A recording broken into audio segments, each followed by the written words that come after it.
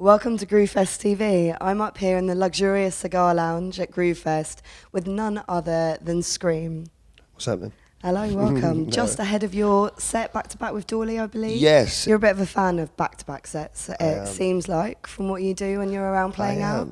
What makes them so kind of exciting for you? Well, you're not on stage on your own for however long, which is always nice. And you just, it starts to feel more like a party, and then I think aesthetic, like visually, for people, when the DJs look like they're having fun, you naturally just want to have fun more. There's nothing worse, I think, than watching someone who's really boring to watch, really. Like, I know it's not about that, but it is still to a degree. You want to feel some sort of connection if they're happy, smiling, having a shots on stage or whatever. Like, do you know what I mean? It's like, oh yeah, that's what vibe they want. So you sort of get it across, and generally it means you can play longer, and I like playing for long periods. I think you can really see it as well when you've got two DJs whose energy is like bouncing off each other, and you can see them like pulling out records, like trying to like one up each other and stuff like that. There's that energy. Creative competition. There's nothing better than when you're playing with someone that you know it works. Like, I love playing with Jackmaster, and it's like we've both got extremely similar taste in music. It's funny you bring up Jackmaster actually, because I was gonna ask you about kind of being maybe a bit of a crate digger, but also someone who has always, from what I've seen of your career, been very true to what you want to do musically, or what is engaging you at a moment. Yeah. So moving from maybe being at the top of the game, at the top of the genre's ascent in dubstep, deciding to move into like, well, I'm just going to play disco now. Yeah. And it feels like, you know, following your own passion in a way. Yeah. Jack's been a massive, like, we've met years ago at, in an after party in Glasgow. I'd never met him. I think this was about probably nearly 10 years ago.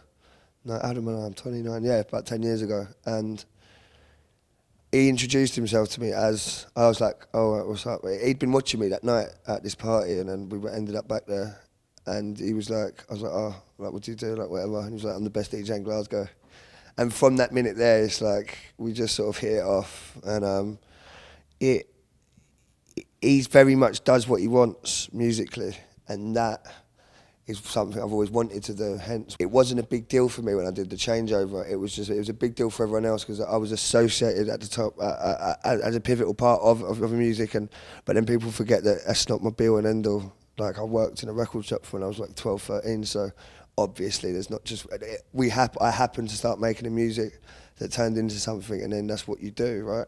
So then I think there was very much a part of when I was touring with Jack, like, we did some shows in America and we ended up on the same bill, and it's like, I'd listening to his sets and it's just going everywhere, and it was like, the freedom is, look, it's just so, it's like great. And then I started, especially at the time when it was about a year and a half before the announcement came that I was going to change what I was doing. I'd already knew what I wanted to do, but I knew what the reaction would be. It was just like build up getting there, because I knew this was going to be a big deal. Everything I seem to say or do ends up everywhere.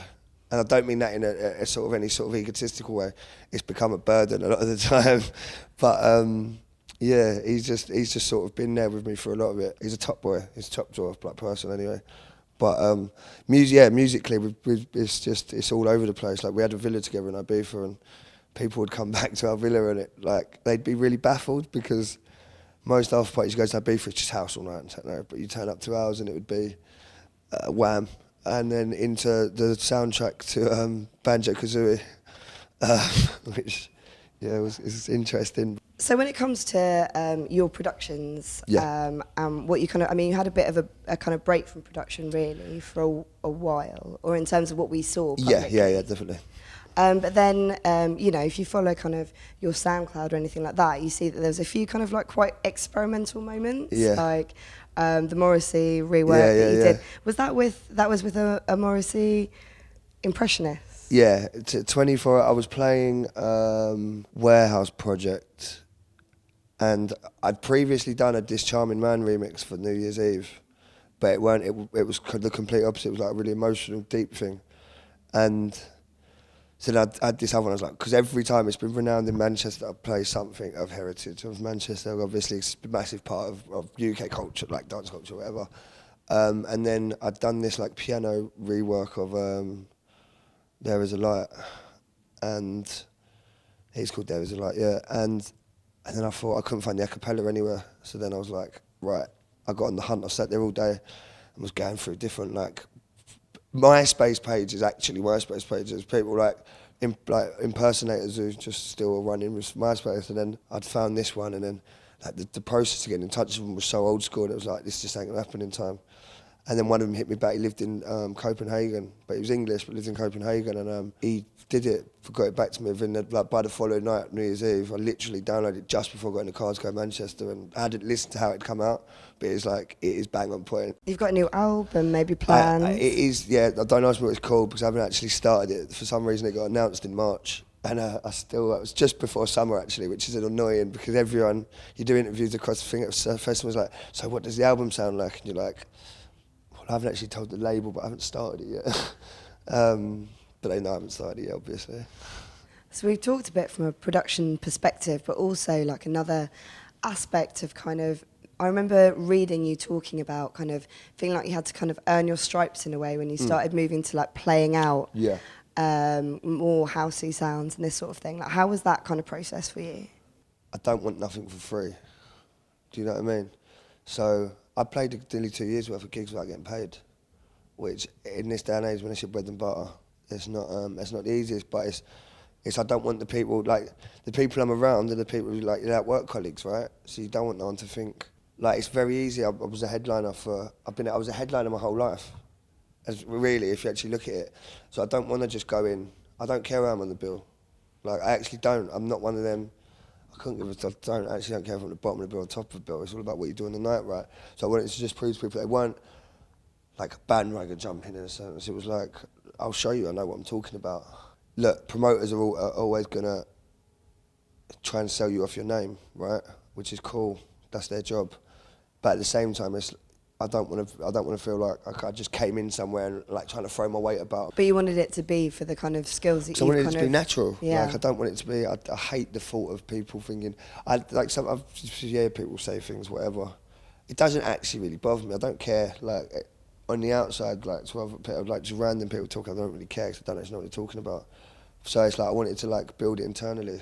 You've been quite damning quite recently. You're quite damaged. So it's a really different sort of interview than what you thought it was going to be. Lie on our couch.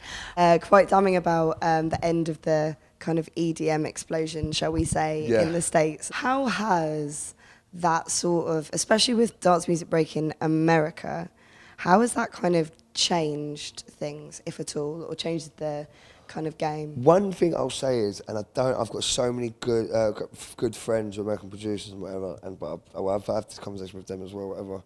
It always touches the nerve when I say this, but for years and years and years, we, as in Europe, England, dominated dance music. America looked to us for because it was never their forte.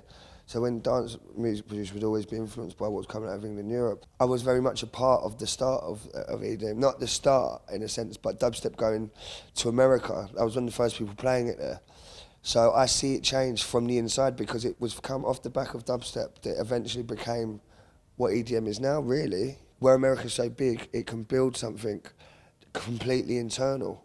So it completely took over. And me personally, I feel like that was when music just went, because it's such a bigger place and there's so much coming out of it, it all sounded the same, and it was just like, there was about 3 years, it was just like, Christ, this is all dreadful. And it's on the radio and you're like, everything sounds the same, and it's like, there was like a phase of like ringtone sounding music, and it was just like, this is horrible, and you just couldn't get away from it. And then I feel the change come back again into like, because there is a lot of good music now. And from America, coming out of America, but now I like that because it's the way it trickles down, and then people take their part of it and interpret on. Like then you got people like K2R doing. In no sense, really, he does more hip hop stuff now, but the dance stuff he did in the between, and like you had Luna Jules doing stuff in America. You had the influence of like Disclosure, and Fly Low has always been a bad boy producer for years. But then it was like that stuff started to be noticed because there was so much trash. I shouldn't say trash because it's disrespectful, but music was monotonous and it was very much money orientated because you had the Vegas gigs and everyone earning their serious money to be in that world. Why not go and earn it? But just on a personal level, it's like I think people are sort of aware I'm not really bothered about money, and that's not because I'm rich or anything, but it's like, it's not the be all and end all. And it's interesting as well, because then you come to a festival like this, and it's ostensibly a house festival, and I mean, obviously it's the great and the good of the house world who are playing here, but at the same time, if you're actually down there and listening to sets, you're always hearing so much diversity, so much celebration of just music. That's the unique thing, is that this ain't just popping out. This ain't just going down the road or going up a 2-hour flight. People are putting their soul into it, so I think, and they want to have fun. Dance music in general can sometimes be very too cool for school, in a sense, and you lose the sort of fun, which is nice. It's totally different outside, it's nice weather, which I know you get in Europe or whatever, but it's like they're putting a lot of faith in it. It's nice. It's like, it's fun, you know what I mean? So what can we look forward to? What can we expect? Obviously, the album. Yes. Which will be starting imminently. Really, that's the main thing. I'll have another single. I hate saying single because it reminds me of working for majors.